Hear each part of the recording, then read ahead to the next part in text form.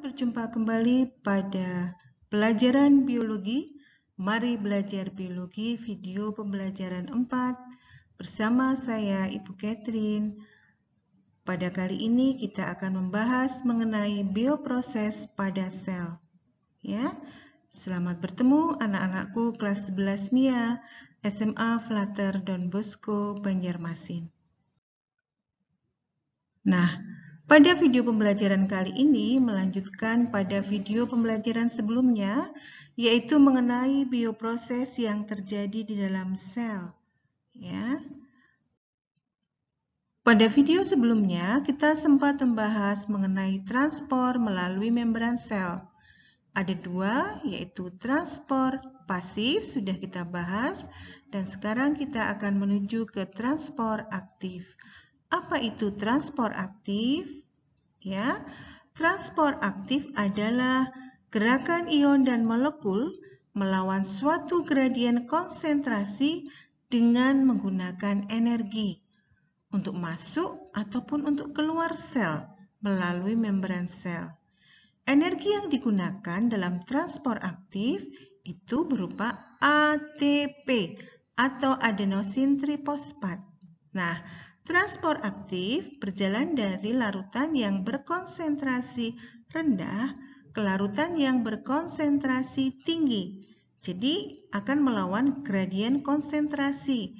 Sehingga tadi dikatakan bahwa menggunakan atau memerlukan energi.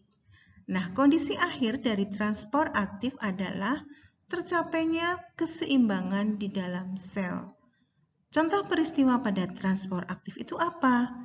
Contohnya, pompa ion, endositosis, dan eksositosis.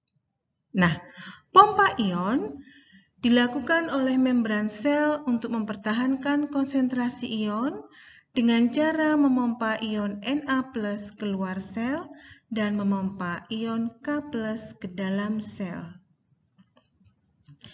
Endositosis itu adalah transport makromolekul atau materi molekul yang berukuran besar dan molekul yang sangat kecil atau materi yang sangat kecil ke dalam sel dengan cara membentuk vesikula baru dari membran plasma dalam proses ini. Ya, sebagian dari membran plasma terbenam dan membentuk sebuah kantong, ya, cekungan. Setelah kantong ini semakin dalam, maka kantong akan terjepit dan membentuk vesikula. Endositosis merupakan proses yang sangat penting bagi tubuh karena dapat meregulasi berbagai proses seperti pengambilan nutrisi, proses masuknya obat, pertumbuhan dan diferensiasi, mitosis, polaritas, masuknya patogen, dan lain sebagainya. Sedangkan eksositosis adalah proses pengeluaran molekul dan benda-benda lainnya yang terlalu besar untuk melewati struktur membran sel dengan cara vesikula yang berisi makromolekul dipindahkan oleh sitoskeleton untuk bergabung dengan membran plasma, lalu vesikula akan mengeluarkan isinya keluar sel. Nah, mari kita perhatikan proses berikut ini. Yang pertama adalah proses pompa ion Na+ dan K+. Ya. Kita perhatikan di sini, ya. Ada gambar membran sel yang berbentuk seperti batang korek api, kepala ada di atas dan di bawah. Lalu terdapat warna kuning, ini adalah protein pembawa atau protein karir. Di bagian atas dari membran sel dianggap sebagai bagian dari luar sel, ya, di mana di sini banyak terdapat sodium atau Na+ yang berwarna merah, ya, bulat berwarna merah. Sedangkan pada bagian bawah membran dianggap sebagai bagian dalam sel, ya. Bagian dalam sel di sini banyak terdapat potasium atau ion K+ dan terdapat energi, ya, berupa adenosin trifosfat.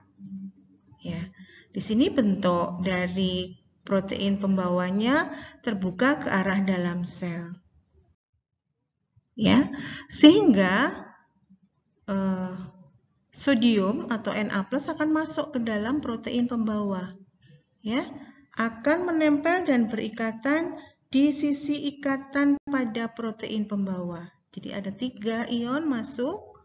Nah, kemudian setelah ion Na+ masuk, menempellah ATP pada sisi protein pembawa tadi. Ya, menempel, ini kalian perhatikan. Kemudian,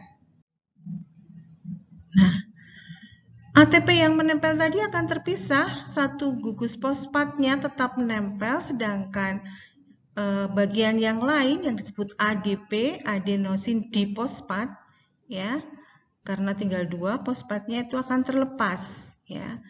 Karena ada satu yang tetap menempel, maka akan mengubah bentuk struktur dari protein pembawa, tidak lagi terbuka ke arah dalam, tapi terbuka ke arah luar sel. Sehingga kalau kita perhatikan, ya, sodium atau Na+-nya akan keluar, ya, yang bulatan merah ini akan keluar. Lalu yang berwarna hijau sebagai ion K+ atau potasium masuk di sini, berikatan di bagian lain pada sisi ikatan di protein pembawa. Ya, berikutnya fosfat tadi yang menempel, satu fosfat akan terlepas. Nah, akan mengubah struktur dari protein pembawa. Dia akan kembali membuka ke arah dalam. Nah, jadi ya, potasium ini akan masuk ke dalam sel. Ya, masuk ke dalam sel. Nah, inilah proses dari pompa ion Na+ dan K+. Ya.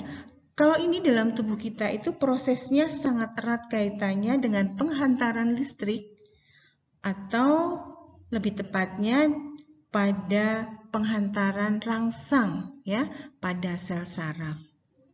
Paham ya? Oke. Berikutnya adalah endositosis, ya.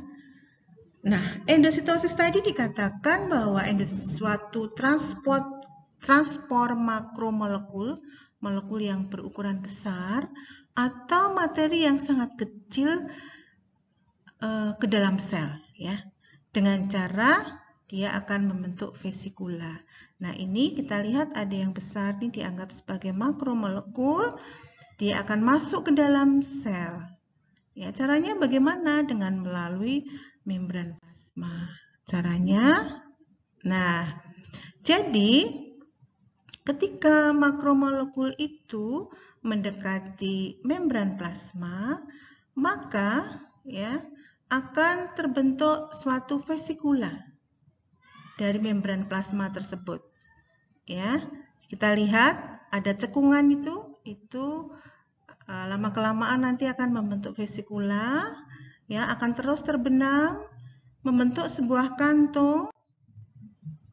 Iya, seperti ini, ya, membentuk sebuah kantung, semakin dalam terjepit sehingga terbentuklah, iya, vesikula seperti ini, ya. Oke, kemudian dia akan bertemu dengan lisosom, di mana di dalam lisosom ini banyak terdapat enzim hidrolitik, ya. Nah, enzim-enzim inilah yang akan menghidrolisis dari molekul yang dibawa oleh vesikula tadi. Ya, ini adalah proses endositosis. Nah, sekarang proses eksositosis. Nah, kalau endo tadi memasukkan, kalau ekso mengeluarkan, ya. Jadi pengeluaran molekul dan benda-benda lainnya yang terlalu besar ukurannya untuk melewati struktur membran sel, ya. Jadi di sini, ya, vesikula yang membawa molekul tadi yang akan dikeluarkan akan melewati membran sel. Nah, kemudian vesikula ini akan mengeluarkan isinya keluar sel. Ya. Nah, bagaimana bisa berada keluar sel? Nah, vesikula yang berisi makromolekul tadi dipindahkan oleh sitoskeleton, lalu menyatu dengan membran plasma, lalu mengeluarkan isinya keluar. Ini dikeluarkan. Ya. Inilah yang dinamakan eksositosis. Jadi contoh dari transport aktif adalah pompa ion Na+ dan K+, kemudian endositosis dan eksositosis, ya. Paham ya? Oke, endositosis itu sendiri dibagi menjadi dua, ya. Kalau itu berupa benda padat namanya fagositosis, tapi kalau yang masuk berupa cairan namanya pinositosis.